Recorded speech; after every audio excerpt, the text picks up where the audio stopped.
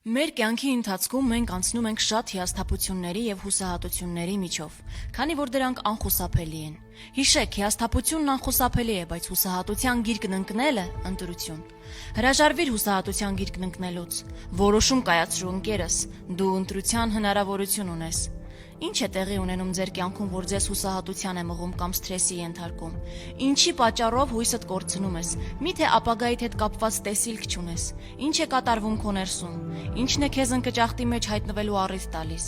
Եթե առավոտից մինչև երեկո նորություններին հետևես, հաստատ սթրեսի կենթարկվես։ Գուցե նայում ես վարկերիդ ու մտածում ես վերջ, ես ելք չունեմ, կամ աշխատանք չունես, ցավ ես վերապրում կամ ընտանիքումդ խնդիրներ կան, որ անլուծելի են թվում։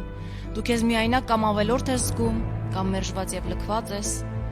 Ուստի կարող ես ինքդ քեզ հետեւյալ հարցը տալ.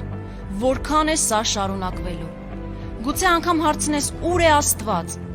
Գուցե դու հիմա նման հուսալքության մեջ ես, որ ամպի պես պատել է քեզ եւ թվում է մշուշի մեջ ես քայլում եւ ոչ մի օգնություն չես տեսնում։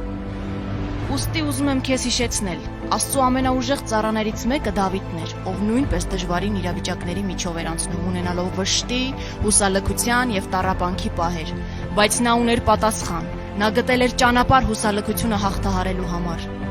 Սաղմոսների մեջ նա ինքն իրեն հարցնում էր.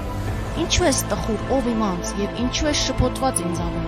Աստծուն հուսա, քանի որ նորից գոհանալու եմ նրանից, ով իմ երեսի փրկությունն ու իմ Աստվածն է։ Ահա մեկը, ով մեզ մեծ օրինակ է թողել։ Այսպիսով, նորությունները դիտելուց հետո հիշիր, ով է վերջնական խոսքն ասողը։ Հիշիր, նա հոգ է տանում քեզ համար, նա երբեք չի մոռանում քո մասին։ Դու նրա ձեռքերում ես։ Նրա սերը անսահման է եւ չի վերջանում։ Նրա ողորմությունները չեն սպառվում եւ նրա ներող սիրտը միշտ պատրաստ է քեզ գրկաբաց ընդունել։ Մի մոռացիր, նա ամեն բան տեսնում է։ Նա ամեն բան գիտի եւ ամեն բան նրա ձեռքերի մեջ է։ Եթե սա չհիշենք, հուսահատության մեջ կընկնենք։ Ով էլ լինես բարեկամ, հիշիր, որ այս պահի քո հիասթափությունն ու հուսահատությունը քո ընտրությունն է։ Աստված միշտ պատրաստ է ձեզ դուրս հանել վատ իրավիճակների միջից եւ ճիշտ ուղու վրա դնել։ Իրականում մենք շատ թերահավատ ենք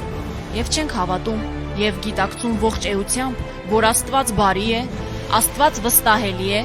Աստված հավատարիմ է, Աստված ողորմած է, Աստված սիրում է մեզ եւ հոգ է տանում մեր մասին։